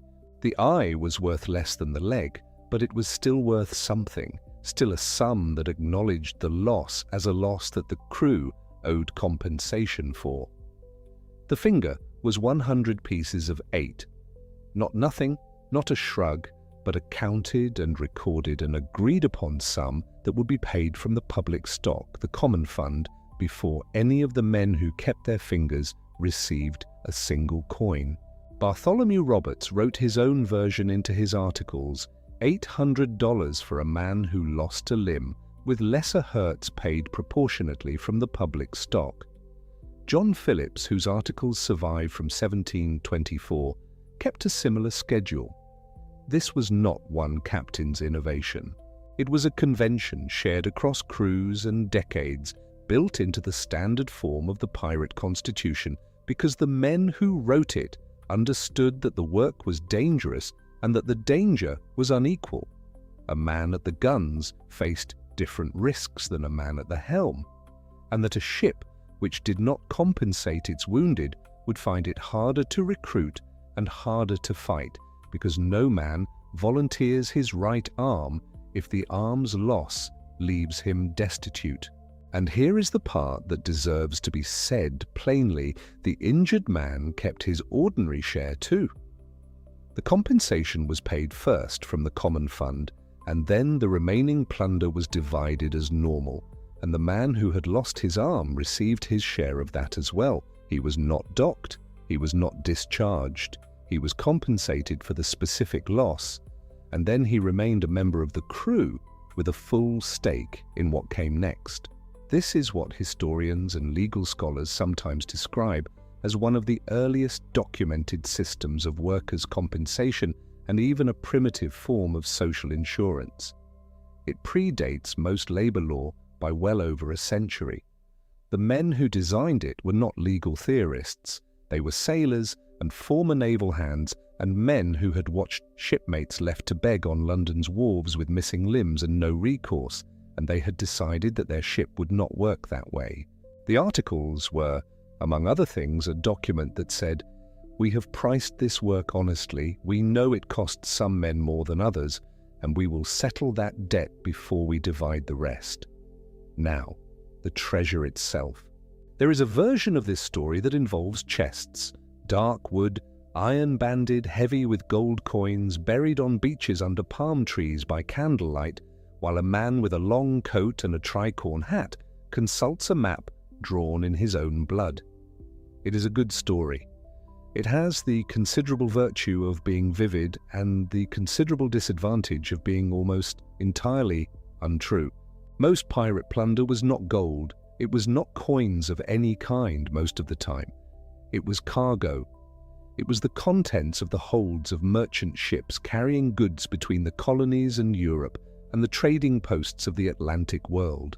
It was bolts of cloth and hogsheads of sugar and bales of tobacco and casks of cocoa and barrels of indigo dye and sacks of spices and crates of ironwork and stores of foodstuffs and rum, quantities of rum and medicines and navigational instruments and weapons and sails and cordage and whatever else a merchant ship happened to be carrying when it had the misfortune to come within reach of a crew flying a black flag.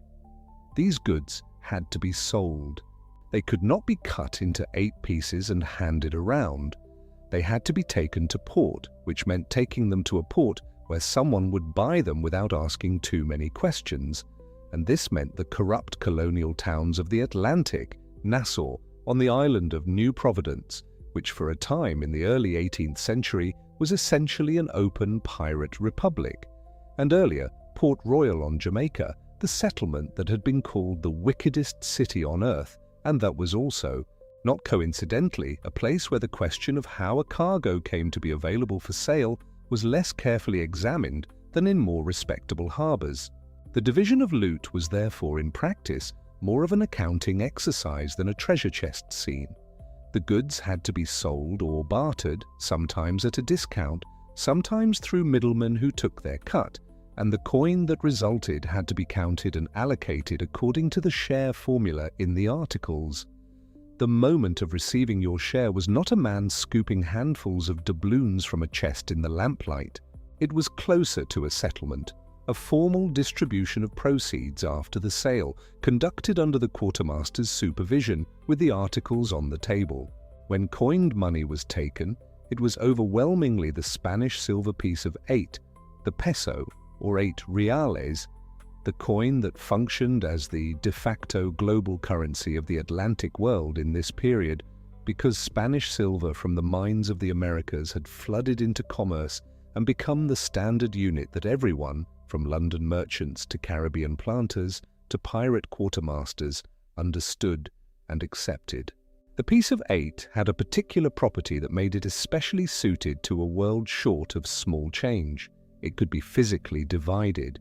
You could take a coin and cut it into 8 wedge-shaped pieces, each worth 1 real, each called a bit. 2 of those pieces, 2 bits, were worth a quarter of the original coin. 2 bits, a quarter. The phrase is still in use, still occasionally heard in certain parts of the world that have long since stopped using the coin that named it, because language carries the residue of old economies long after the economies themselves have dissolved. So when a pirate received his share of a prize that included coined money, he was sometimes receiving actual pieces of 8 and sometimes receiving bits, fragments of silver coins, weighed and counted, a kind of money that was itself already partially divided before it arrived in his hand. He would not hold it long. Pirates in port were not famous for their financial prudence, and this was not merely a slander invented by their enemies, though their enemies were happy enough to repeat it. The brevity of a pirate's expected active career made a certain reckless attitude toward money something close to rational. If you genuinely believed, and most men who went on the account had good reason to believe this because they could do the arithmetic themselves, that your working life in this trade was likely to be measured in months rather than years, then the case for saving was substantially weaker than it might otherwise appear. Fortunes were blown in port towns with a speed that became legendary even among people who were already well acquainted with sailors spending freely. Rum, gambling, clothing, the finery that was specifically prohibited aboard by the Articles, but that a man could wear ashore as he pleased. Women, food that was not ship's biscuit, and salt pork, the sheer sensory relief of being on solid ground after months at sea. A share that had taken weeks to accumulate could be gone in days. Roberts's own articles banned gambling aboard the ship, and the reason the ban was necessary was that gambling produced quarrels, and quarrels produced violence, and violence aboard a wooden ship at sea, with barrels of gunpowder in the hold, was a problem that did not require elaborate analysis to understand. But the ban was aboard the ship. Ashore, a man's share was his own to spend, as the articles made clear, and he spent it accordingly. And now we come to the buried treasure. Or rather, we come to the reason there was almost no buried treasure. The image of the treasure map, the island, the palm tree, the X, the chest, the pirates digging under tropical stars, is almost entirely a literary invention. It was given its most durable form by Robert Louis Stevenson, whose novel Treasure Island was published in 1883, more than a century and a half after the Golden Age of Piracy, and which drew on the atmosphere and vocabulary of the period without being particularly constrained by its actual practice. There is, in the entire historical record of the Golden Age, essentially one documented case of a pirate genuinely burying a cache of treasure. That case is Captain William Kidd, who buried a portion of his plunder on Gardiner's Island, off the eastern end of Long Island, before sailing into Boston in 1699 to face the questions that would eventually lead to his trial and execution. The cache on Gardiner's Island was real. It was also dug up almost immediately and used as evidence against him at his trial. It did not remain buried. It was not found by later adventurers following a map. It was recovered by the colonial authorities within weeks and presented to a court as proof of what Kidd had been doing with his time. That is the full extent of the historical record on buried pirate treasure. One cache. Dug up at once, used in a prosecution. Everything else, the maps, the islands, the X's, the chests buried under specific numbers of paces from specific trees at specific bearings, is Stevenson, and the tradition of romantic pirate fiction that preceded and followed him, and the fertile human capacity to want a story to be more organized and more permanent and more recoverable than the actual historical record tends to make things.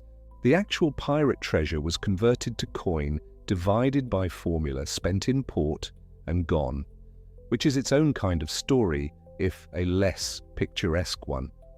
The money moved through the world. It did not sit in the ground, but the men who had earned it, who had signed the articles and worked the ship and boarded the prizes, and some of them lost the arm that was worth 600 pieces of 8, did not move through the world for very long. The Golden Age of Piracy had a peak, and the peak was brief. The Anglo-American flourishing of the trade, the decade and a half of Nassau, and the black flags and the big crews and the great names ran roughly from 1716 to 1726. A decade, perhaps slightly more on either end if you include the edges. In the span of a single human generation, from the first murmurs of the Republic of Pirates in Nassau to the mass hanging at Cape Coast Castle and the final suppressions that followed, the whole thing rose and burned and was extinguished. A man's individual career inside that decade was briefer still. The active span of a pirate's working life, if he was lucky and survived the things that killed men before the gallows got a chance to, was typically measured in months or, for the fortunate, a couple of years. Blackbeard Edward Teach, the name that became the defining image of the period, the man who tucked slow-burning fuses into his beard and let them smolder during battle so that his face emerged from a cloud of his own smoke, the man who commanded the Queen Anne's Revenge with her 40 guns and roughly 300 men, conducted his most famous and feared career across roughly 2 years, from around 1716 to his death in November 1718, 2 years. The reign of terror that filled the colonial newspapers and panicked the merchant traders and made his name into a synonym for piracy itself lasted 2 years, and then Lieutenant Robert Maynard of the Royal Navy found him in Ocracoke Inlet, and the thing was over. Bartholomew Roberts, Black Bart, the most successful pirate of the Golden Age by any reasonable measure of the term, the man who took more than 400 vessels in a career that carried him across the Atlantic from the Caribbean to the west coast of Africa and back, worked his trade for approximately 3 years, from around 1719 to 1722. 3 years, 400 ships. Then on the 10th of February 1722, the HMS Swallow found his vessel, the Royal Fortune, off the coast of West Africa, and a broadside fired at close range sent a charge of grape shot into Roberts's throat, and the most accomplished pirate of the entire Golden Age died at his work, instantly, before he could be captured or tried or hanged. His crew was not so quickly resolved. The survivors were taken to Cape Coast Castle on the Gold Coast of West Africa and put on trial, and the outcome of that trial produced one of the largest and most concentrated executions in the history of the trade. 52 men hanged in a single day. 52. The number is almost too large to hold as an abstraction. It requires a moment of imagination to see it as what it was, which was 52 separate men, most of whom had signed an article and worked a ship and taken a share and lived the life this account has been describing. All of them dead in one day by the deliberate judgment of a court that had very little difficulty deciding what to do with pirates now that the political will to suppress them had hardened. It was, by most accounts, the symbolic end of the Golden Age. Not the only hanging, not the last piracy trial, but the largest single expression of the state's capacity to close a fist around something it had permitted for a time to operate in the gaps of its attention. The other end was Execution Dock at Wapping, on the north bank of the Thames below the City of London. This was the designated site for the execution of pirates and other maritime criminals, and what happened there had its own specific and deliberate cruelty. The drop at Execution Dock was short, shorter than the drops used for land criminals, which were already often too short to break the neck cleanly. The short drop was a strangling, not a break. It was slower, more visible, more prolonged, and the choice of it over a more merciful method was precisely a choice made by people who wanted the execution of pirates to function as a clear and sustained demonstration of what awaited men who went on the account. After death, the bodies of notable pirates were sometimes tarred, coated in a preserving pitch, and sealed into iron cages called gibbets, and the gibbets were suspended from posts at river mouths and harbour entrances and places where sailors, coming and going, would see them, weather slowly working at what remained inside. Captain William Kidd, hanged at Execution Dock in 1701, was gibbeted afterward and displayed for years at the mouth of the Thames as a message addressed specifically to the men who sailed past it every day. The message was legible to anyone who could read a gibbet, and most sailors could. It said, "We know where this ends." And most pirates, if asked honestly, would have agreed that they knew where it ended too. The articles of Bartholomew Roberts had even specified that each man was supposed to work until he had accumulated £1,000, at which point, as the articles contemplated, he might consider that enough and find his way out of the trade. £1,000 was a fortune in the early 18th century for a man of the class that crewed these ships. It was a retirement sum. The article that named it was a kind of admission that the trade was not a permanent condition, but a term of service with a theoretically achievable exit point, after which a man might become something else. Very few of them reached it. Disease alone, before any question of battle or gallows, took more lives than any other cause. The slow sicknesses of tropical waters, the fevers and fluxes and scurvy and dysentery that worked through overcrowded ships in hot climates, and that the surgeon's chest, however well stocked, was only partly equipped to address. A man could survive every boarding, every storm, every fall from the ratlines 100 feet above the deck, and still be reduced to a fever death in a hammock in the between decks while the ship rode at anchor in a harbour that looked, from the outside, entirely peaceful.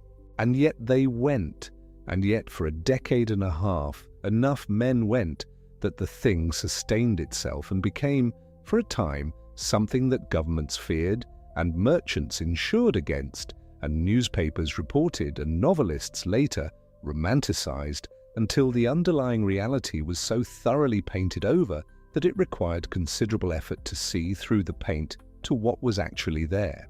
What was actually there was a counter-society, a deliberate, functional, rule-governed inversion of the world that produced it. Consider the range of men who sailed in these crews. Pirate ships were among the most multinational and multiracial workplaces of the early 18th century, a fact which reflects both the cosmopolitan nature of Atlantic maritime trade and the particular desperation of men who had few options. A significant proportion of some crews were men of African descent, some of them freed from slavery, some of them escaped from it, who on at least some pirate ships served armed alongside white crew members and received shares under the articles and participated in the votes that governed the ship. This was a radical inversion of the world immediately surrounding these ships, a world built on the Atlantic slave trade and on the legal reduction of African people to property. The same seas that carried pirate vessels carried slave ships, and the contradiction must be held clearly. Some pirate crews that included free black men also at times sold captured Africans as cargo. The egalitarianism of the articles did not automatically extend to everyone, and the democracy had its limits and its contradictions, as democracies tend to. But within those limits, the range of men who held a vote and a share on a pirate ship was wider than on almost any other comparable institution of the period. Women existed in this world too, though the articles generally prohibited them aboard, and the gap between the written code and lived reality was, as it often is, considerable. Anne Bonny and Mary Read sailed with John Rackham, Calico Jack, and fought among the crew, and when Rackham's vessel was taken in 1720 and the crew was tried, both women pleaded their bellies, the legal term for claiming pregnancy as grounds to delay execution, and both survived the immediate sentence, though the survival was only temporary. They had fought as crew members, they had been part of a ship's company. The article that said no woman was to be allowed aboard had not in practice governed what happened on that particular ship, which is itself a kind of testimony to the distance between the ideal of the written code and the human mess of its application. But the written code was real. The articles were real, the votes were real, the shares were real, the compensation schedule was real, with its 600 pieces of 8 for a right arm and its 100 pieces of 8 for an eye, paid from the common stock before anyone else received a coin. These were not decorations.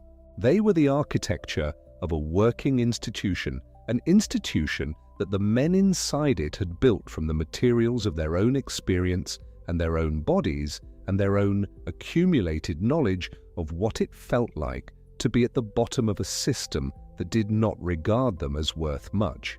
They went on the account, they took up the sweet trade, because the alternative was a life in which they were worth exactly what a merchant owner or a naval officer decided to assign them, which was usually not very much, and was often paid late or not at all. They built a counter-institution with elected officers and written constitutions and profit-sharing and disability payments and councils that voted on whether to fight and the right of every man aboard, from the ship's boy with his half-share to the quartermaster with his vote and his authority over the captain's excesses to have a stake in the enterprise and a voice in its direction.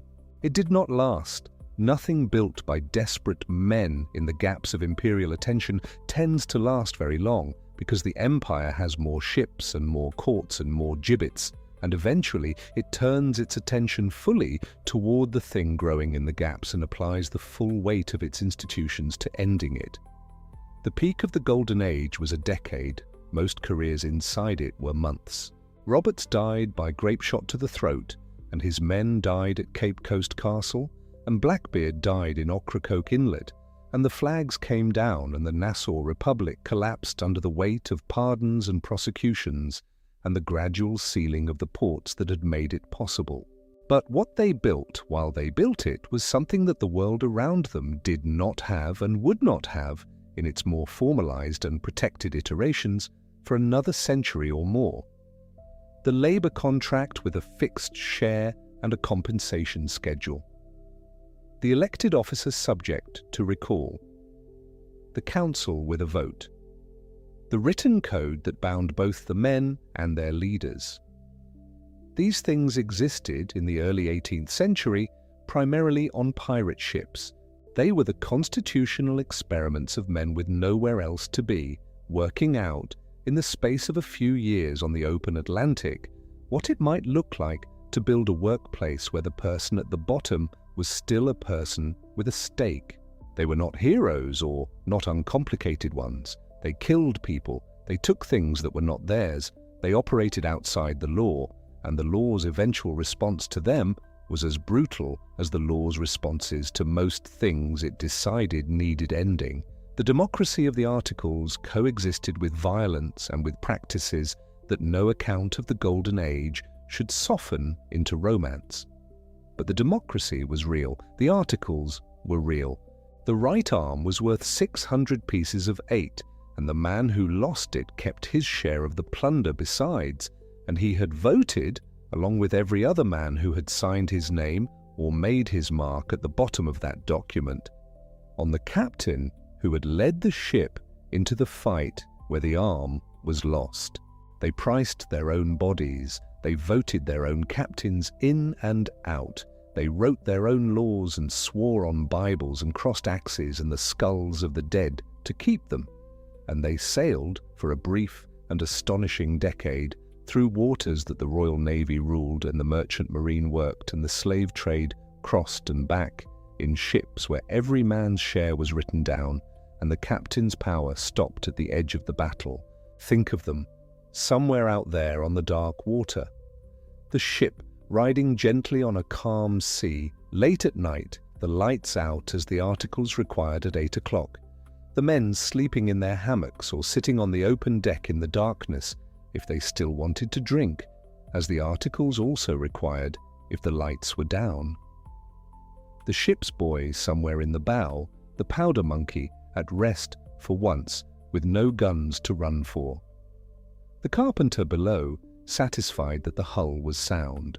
The quartermaster with the plunder list, the Articles folded in his coat, The captain asleep in his cabin, the same cabin the men could enter and use as the articles permitted, the same food, the same ship, the same dark and the same stars, and the same water moving under the keel. And somewhere ahead, a prize, perhaps, or a naval vessel they would need to decide about by vote in the morning, or just the open sea and the miles of it between here and wherever the articles said they were going.